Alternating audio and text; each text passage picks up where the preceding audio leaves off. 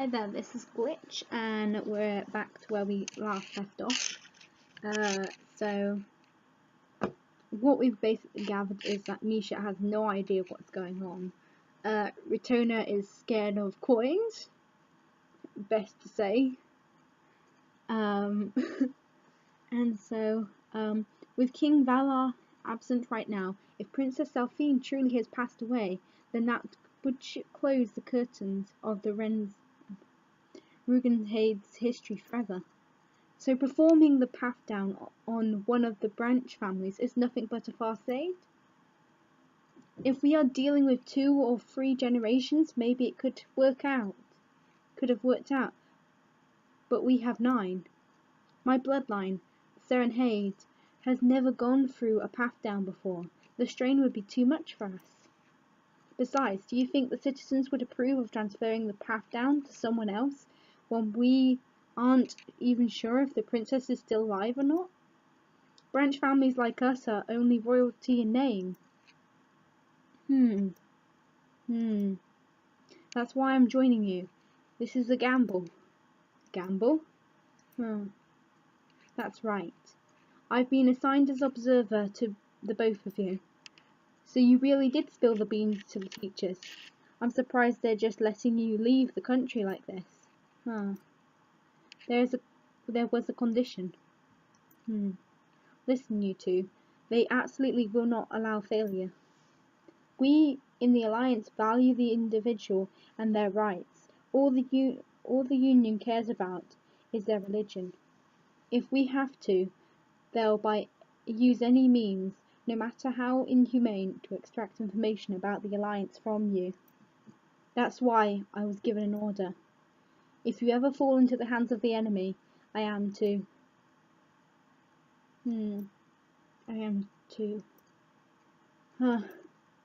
That's enough, Flora. No need to spell it out. We get it. Hey now, don't look so glum. It's all part of the job, right? Nothing we can do about it. This is perfect, though. The fact that they're not going to stop the fact that they're not stopping us means that they think we've got a shot at this. Misha, you heard her, Riggs. If we screw up negotiations, there'll be a pretty lethal penalty waiting for us. I'd rather you stay uninvolved in this, Misha, but I suppose we're in this too far to back down now. Either way, our lives are on the line here. No problem. We just need to not screw up. That's easier said than done, you know. Yeah, we just don't need to die. Ain't that right, Flora? How can you be so carefree about this all, Misha? It's because he's the cook boy. He doesn't know anything about this. He's basically like, oh yeah, let's pack up our bags and go. Come on, yeah. Don't you get it? Failure means death. This isn't a joke or a threat. They're serious. Of course, I get it. Then why? Well, what do you mean? What do you want me to do? Run around screaming my head off? That wouldn't solve anything. That's true. To be honest, I'm pretty surprised that those teachers would go this far. But that just means they're taking this just as that much more seriously. It's do or die. No way we can turn tail now. Retona and Princess Delphine might be alive, you know. And there's no way in hell I'm going to ignore that possibility, no matter what they tell me. So Flora, if something ever happens to us two, let the teachers know.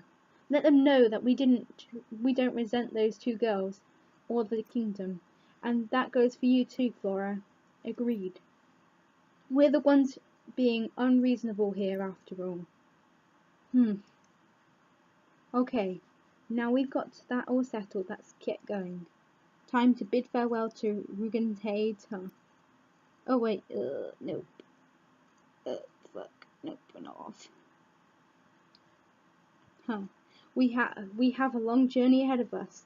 I look forward to travelling with you both. Same here. It's been a while since all 3 of us have done anything like this. Come on, Flora, we're off. Well, you really haven't ever done anything like this when you you know, have to go save a princess or blah blah blah blah. I don't understand why they're letting a cook boy go away and someone else. Yeah. Don't worry, Misha. If anything were to happen to either of you, I'd...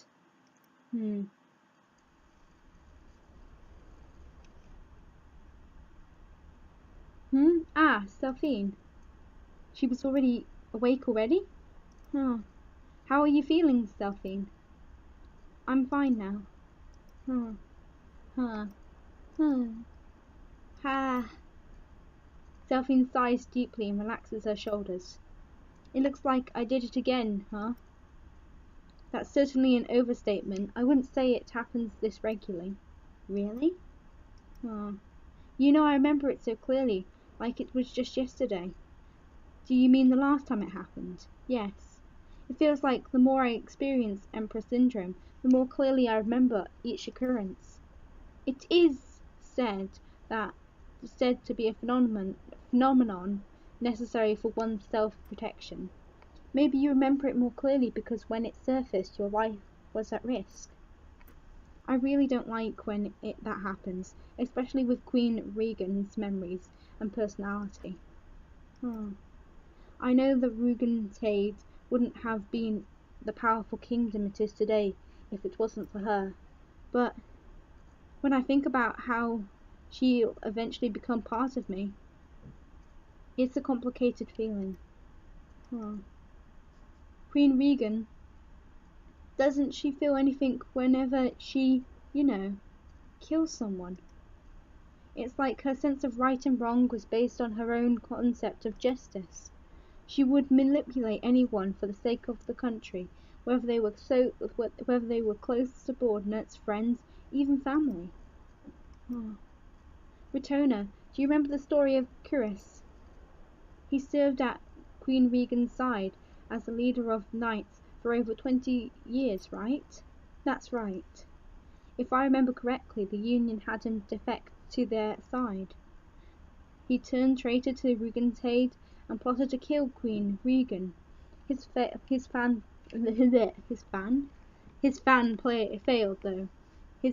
failed though. Yes.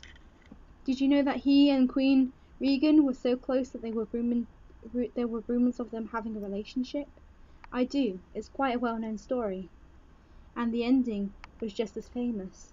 Well, Cyrus made an attempt at Queen Regan's life. It was her royal guardian who protected her. Her guardian disarmed him and knocked him to the ground, and then she was asked what should be done to Cyrus. Queen Regan picked up Cyrus's knife and ran it through his neck without hesitation. Exactly. At the time, Regenshade was still in its infancy. One little mistake, and other countries would have swallowed it whole. Truly a time of instability. Delphine and I find it difficult to imagine, having lived a relatively peaceful having lived in relative peace until just very recently. What made you bring up that story, if you don't mind me asking? Curie's execution. People praised Queen Regan's swift actions against him as a sign of strength. Without her, Regenshade wouldn't be where it is today. I can understand that. She certainly was, well, quite a proactive leader. The truth is, as Queen Regan looked at the spray of blood gushing from Curie's throat, all she wanted to do was to go back to her room and change out of her dress. What? Her dress was soaked in Curie's blood. So she refrained from joining others in a meal and thought of how troublesome being late was when she came back to her room. That's all she thought after killing someone who had closely served under her for so long, with her own 2 hands no less. I never knew. Queen Regan didn't once feel as sad or angry that she was betrayed, like anyone else would. Instead, it was like she felt relieved at that very moment, and her heart was unnaturally at peace. I think she became like that because despair was constantly following her every step of the way. Now that I think about it, I also felt that from Melano. That's why it upset me. Didn't Rudo say something like that? Oh yeah, Rudo and I ship Rudo and Rito Nest so much. They look so cute together. Oh yeah, they're so cute. That someone who can just put on and take off their emotions isn't human. He did. I had argued against him about that, but the truth is I agreed with him. It's exactly what he said. He's absolutely right. Queen Regan's ability to completely detach herself emotionally is just inhumane. I never ever want to become someone like that. Perhaps that kind of cold-heartedness was just the norm back then, even if it is beyond us. But that cold-heartedness is going to become a part of me. She's on the mark. But look at her successors. Like Queen Regan's son, King Varag, who founded the Alliance. He and the present King Valar are far from what we could call cold-hearted. Of course I know that. But it's different. How? I know that both my father and Varag were kind and compassionate, but just thinking of inheriting Queen Regan terrifies me. One day I might end up having to make use of Queen Regan's strength. And I don't want that. I don't want to turn into someone who thinks like her. Even if I can control and suppress it, I want nothing to do with it. Oh, Retona, where's Rune? She's probably outside helping the ship's crew. Could you bring her in? I want to talk with Rune about this too. Understood. Well, Rune's going to understand it better. Rune's going to be like, oh yeah, I completely understand this. Don't worry about it. Because Rune's made from Rudo's sister's memories and his father. And his sister didn't have any feelings, which was a condition. Yeah. I'll be right back. You're better off talking to Rune about this. She will completely understand this. Why talk to Retona? Talk to Rune. Rune's meant to be a good friend. Talk to her. I don't want to turn into someone who thinks like her. There you are, Rune. How is Sally doing? She's fine. In fact, she just came too. Thank goodness. All hands on deck.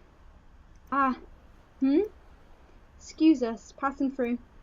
What's the commotion?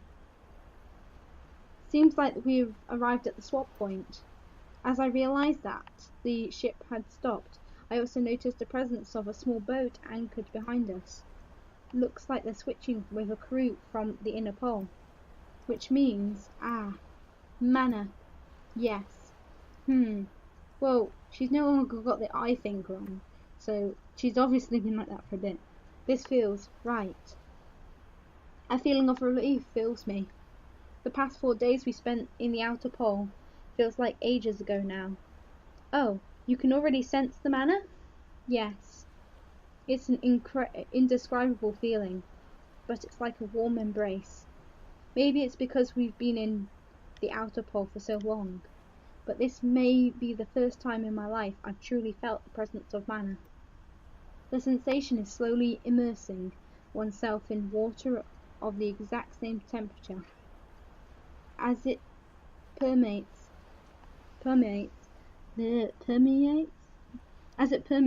throughout my body, it becomes one with me, and I become linked with the environment. I sense the mana assimilating into me. The way this mana exerts pressure on the skin, this is unmistakably aqua mana. The ratio of mana is screwed though. We're near the second pole after all. The second pole is aqua, I believe. So it seems. Eh. I've only ever heard about it. Aqua, huh? Of all the attributes, it's the one I'm worst at handling. Is that so? I didn't know people had weak and strong areas of mana. Well, everyone has weaknesses and strong points. Jesus, it's going to be obviously the same for mana. Jesus, just use your common sense. Heck, I thought you were a master at everything. Okay, that's a good point. Is that sarcasm I hear? Of course I have weak points too. Alright, ladies, this is as far as my crew can I get. The one in black's looking a whole lot better now. All thanks to you. Getting closer to manners practically brought me back to life. As it permeates throughout my skin, it becomes one with me, and I become linked to with the environment. Well, I guess that explains it. Ah, that's right. Even though I have gotten sensitive, because we haven't had any exposure in the last few days, the presence of mana can still be sensed on one's bare skin. Captain, are you alright? What about mana shock? Of course I ain't alright, and I'll have to move the swap point back too. This is clearly unreasonable.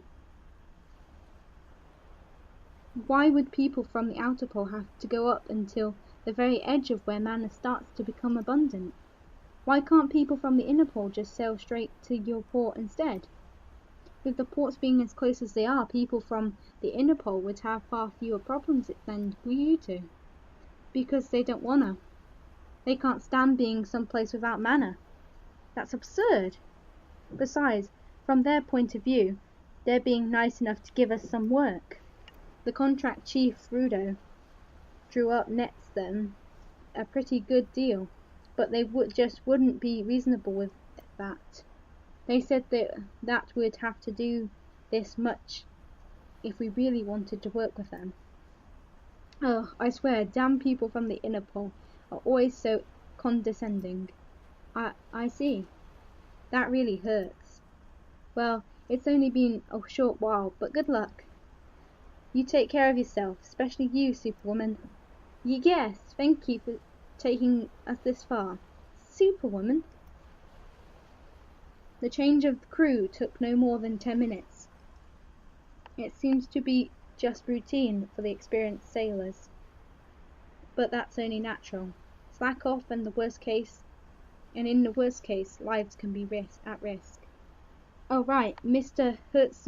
One did say that the outer pole's boundaries were shrinking. He did, yes.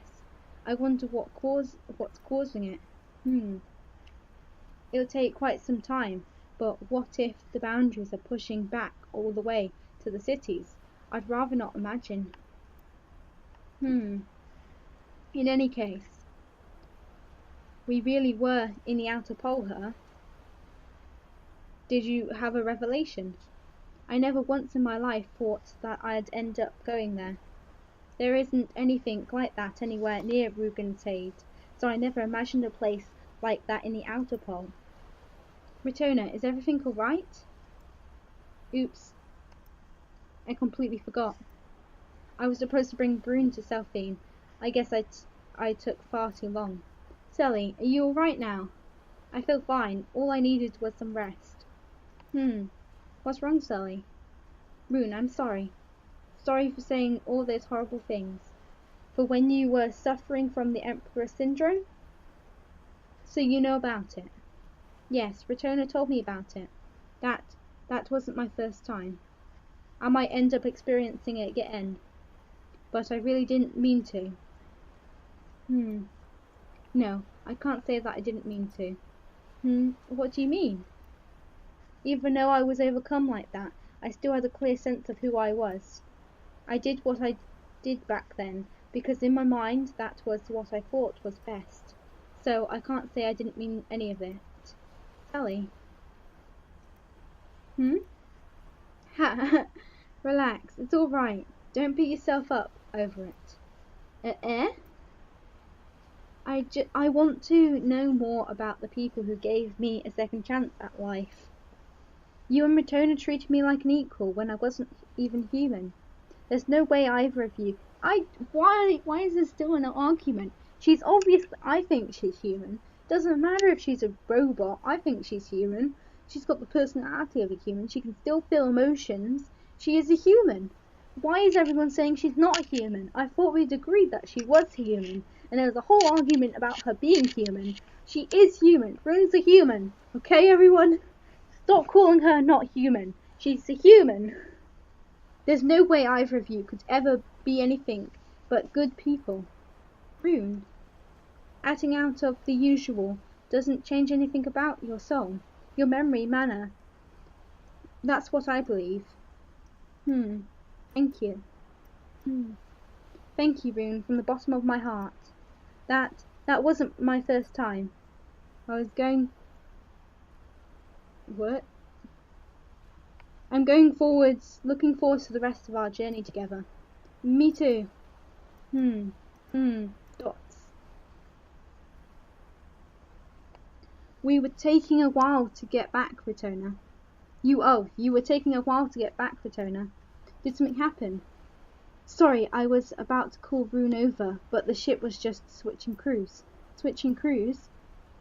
We just arrived at the boundary between the poles, so the ship has to change hands. What?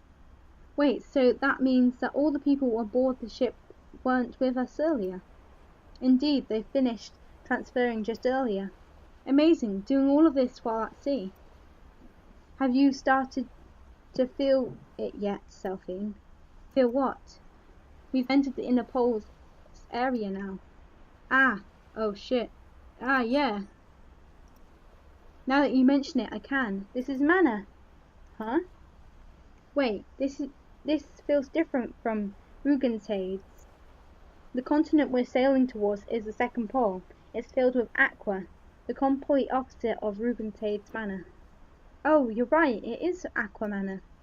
It really does feel completely different. Wow, so the affinity of mana changes to the sensation.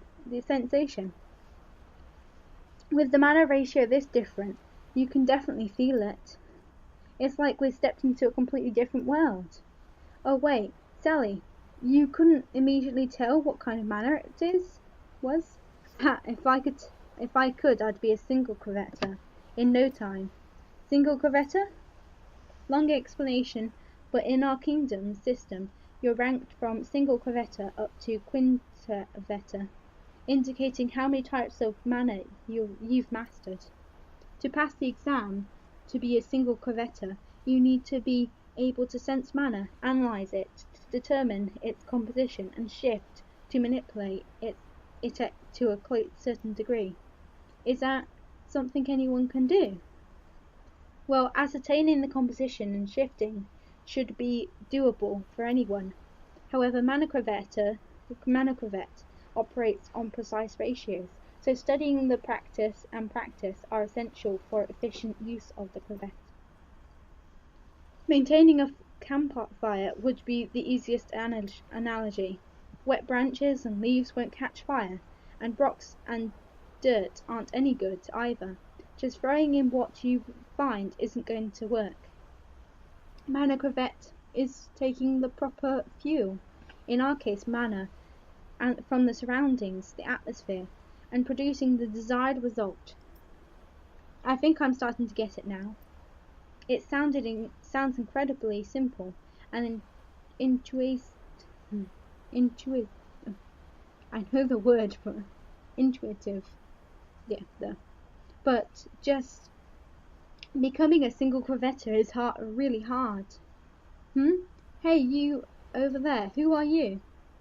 What are you still doing here? The rest of the ship have already boarded the other ship. And you are? I'm the ship of the second crew. We're originally residents of the inner poles, so no worries. Please steady the ship on her course. What?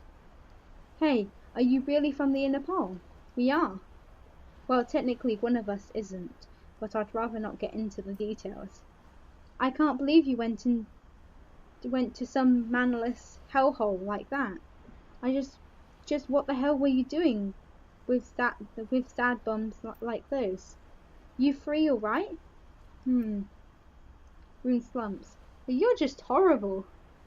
You're great, but you're horrible. Aw, you've upset Rune as well, you bastard. I'll kill you for this. I will kill you. Rune, we can do this. We can kill him on the spot. We can be captain. And then Rune won't be sad. Just shocked. Is that what they call discrimination? You sure have a way of words. We're feeling somewhat ill because we overextended our stay. But what we did, there is none of your business. The captain spits over the side of the vessel and glares at us in bewilderment. He sneers at us as if thinking to himself that he was a fool for asking. Was he really that taken aback by our attitude? We're in no position to pick a fight with him. Excuse me, well, let's just say we've been through a lot.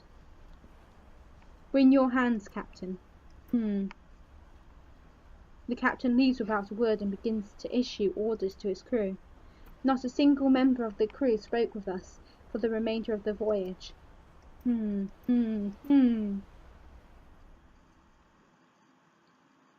don't like this new crew. I'm starving! Yeah, we're on to chapter 2 now.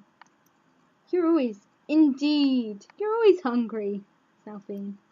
The awkward atmosphere aboard the ship only served to add to our fatigue. Though we put up quite the brave front, our bodies had really taken a beating. What the hell? How are you going to get money? You need money to be able to buy food. I know you've got the currency from the last place, but you need to change the currency again. We may have pushed ourselves a little too far. What's wrong, Rune? A new city. A new country. Look, Sally, Retona. A whole new world. It's a whole new world. Right here before our very eyes. Yeah, that's right.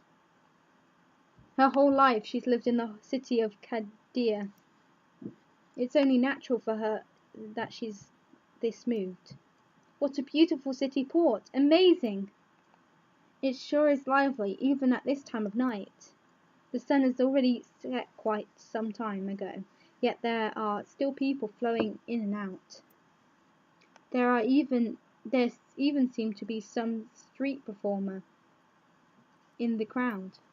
Selphine, Rune, take care not to stray and get lost.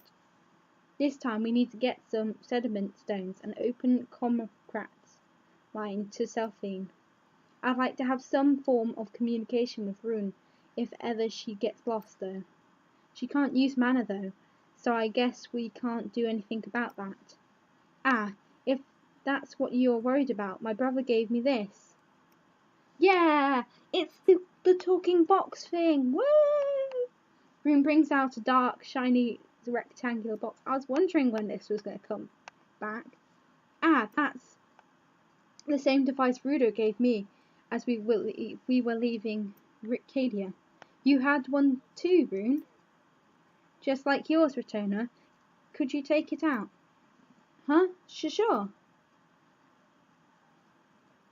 Now that I think about it, I never got to ask Rudo how to use this thing. Okay, so hold the button down and... to testing. Whoa. It sounds like Rune's voice just emanated from the box I was holding. Wait, that actually was Rune's voice. Looks like it's working just fine. What in the world is this? It's witchcraft! It's witchcraft! How is your voice coming out of this box? Hearing a box almost talk like this is rather unnerving. This is a product of Zavit's Enterprise's latest technology, the transceiver. The transceivers are connected by a special man line developed by the company. If we get separated, we can use these portable handsets to communicate with each other over a short distance. Ah, amazing! So this is thanks to science. These portable handsets won't have the same range as you would get using regular comic crap though. Handsets. Does this mean there's a large version of these? Yes, the master transceiver device is in the Zavitz headquarters. It's about the size of the entire Lab 9. With that one, there is a slight lag in transmission, but it can send a message from one end of the country to the other. Or so I hear. So you hear?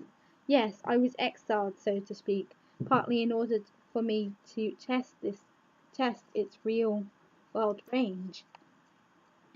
We won't know. Why don't they know this? We've already been over this the whole last chapter.